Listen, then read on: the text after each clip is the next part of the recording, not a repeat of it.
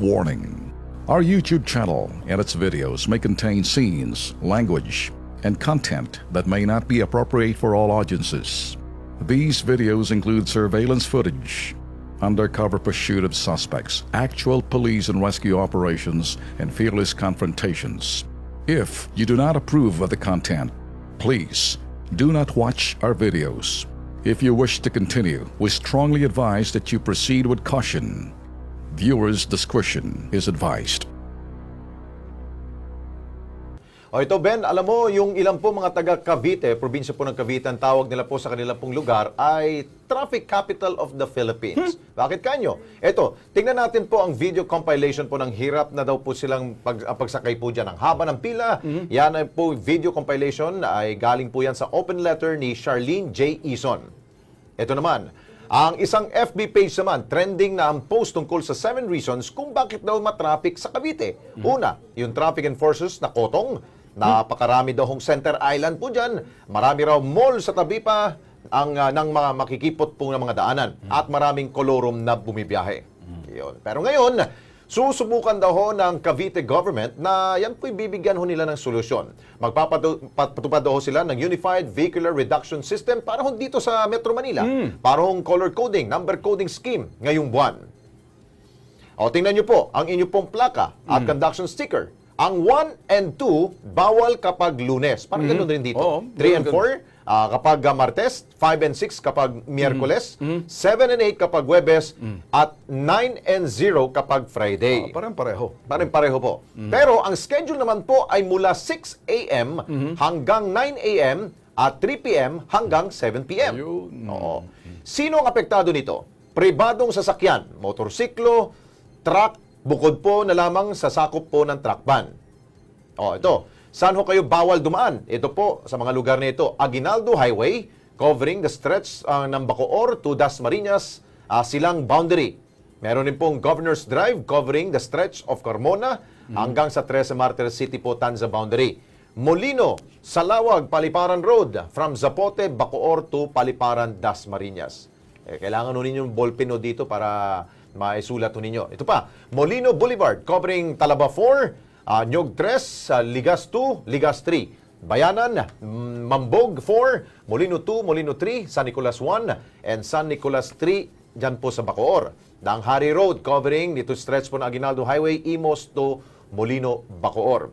Hindi man kasali po rito ang mga pampaserong jeep at bus, pati na rin po yung mga school bus at ambulansya. Ay, dapat lang. Oo. Ang lalabag po dito ay pagmumultahin po ng 300 piso. Medyo mukhang kayang-kaya itong bayaran ninyo. Hindi malinaw kung kailan ito umpisan, pero sa kumakalat po sa social media, ipatutupad daw ho yan sa December 22, 2016. Malapit-lapit na ito. Malapit na. Okay, para bigyan ho tayo ng explanation kung bakit gustong ipatupad po ng provincial government po ng Cavite. Nasa linya ngayon po, walang iba kundi si Cavite Governor Boying, Jesus Crispin Boying Rimulya. Governor, magandang gabi ho. Si Alex Santos po to. Kasama ko po si Ben Tulfo. Ito po ang Kilos Pronto, sir. Good evening. Good evening, Alex, and good evening, Bel. Magandang gabi sa inyo. Go, bakit to ninyo naisip po itong gawin po? Ito po ba'y dumaan po ba sa masusing pag-aaral at ito po ba'y pinasaho sa inyo pong mga tawag nito mga bukal sa provincial level? Opo, ito po'y dumaan sa public hearing po ng provincial board. Alright. At tinignan po namin ang studies din po ng DPWH tungkol sa traffic volume po sa Cavite. Kaya yan po ay napagkasunduan na sikapin namin na bawasan po ang dami ng sasakyan sa kalye. Dahil hindi po kayang kargahin lahat Oo, talagang marami na rin po ako na natatanggap na balita ho na at pati reklamo na talagang grabe traffic daw sa Cavite ho talaga. Well anyway, kailan ba ho ang implementation po nito, Gov? Kahapon lang kausap ko si Vice Governor Jolo at yung provincial board. At ang sabi ko sa kanila, probably January mag-dry run kami na 1 week before we implement it. Okay. So dry run muna. Opo. Okay. Pero yung po bang mga ano ba yung violation po, tama po ba 300 pesos po ba kung lalabag po dito? Well, initial po 'yan, no. Kung ito ay magkakaroon na ng deterrent effect, we will stick to 300 pesos. Okay. Pero kung hindi po sila magbibehave, at magiging paulit-ulit na lang, we will increase it to the maximum possible under the law po. Oh, yun. Okay. Ikaw, Ben, may tanong ka. Wala. Kaya ako, Gob, naniniwala na panahon na. Dahil unang-una, talagang Magandang nakakaproblema. bumisita sa Cavite. Yung nga lang, Yung traffic. napipigil ka dahil sa traffic po, Gob, no?